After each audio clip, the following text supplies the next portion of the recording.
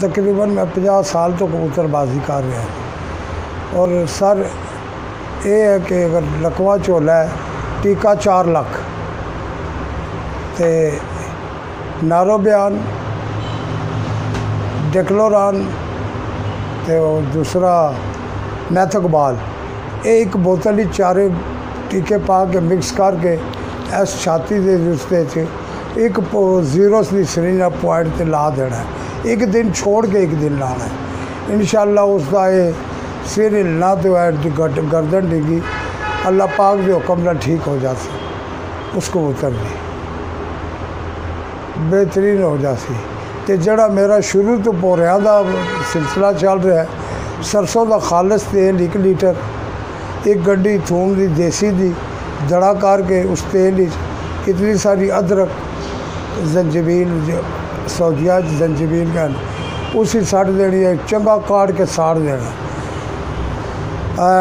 डोंगा सालन वाला इससे चमचा 3 वड्डी सारी तरामी च पा के वो आटे चंगा आटा मल लेना तवे ते नहीं पाना ये तेल इस तरह रोटी नहीं पकानी उसी मल के फिर वो पका के वो भोरे करके वो कबूतरा तुसी पाओ। कबूतर की हड्डी शड्डी भी निकली हुई भरी जासी रेशा नहीं होने लगा अखा नहीं दुखन लगिया बदहजमी नहीं होने लगी कबूतर इंशाअल्लाह फिट हो जासी। कभी मैं जिंदगी देसी घ्यो के भोरे नहीं पाए मक्खन वाले या देसी घ्यो के कभी भी नहीं पाए। यही काम है कि सस्ता भी है तो आसान भी है। यही सर बस थोड़ी बड़ी मेहरबानी बहुत थैंक यू सर।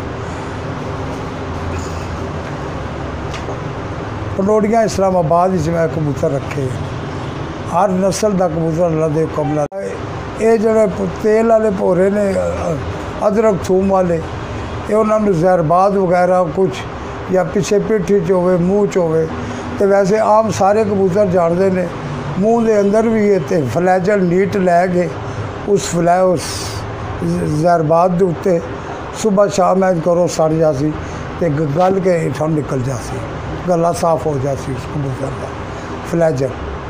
तो ज़्यादा अखा दुखिया ने एक गोली एथरोसिन एक गोली फ्लैजर की मिला के पाउडर कर लो तो उसकी अखा च पाओ सुबह सुबह अख साफ कर लो काटन नाल धो लो उसकी तिल्ला लगे हो ये पाओ इंशाअल्लाह अखा ठीक हो जाती।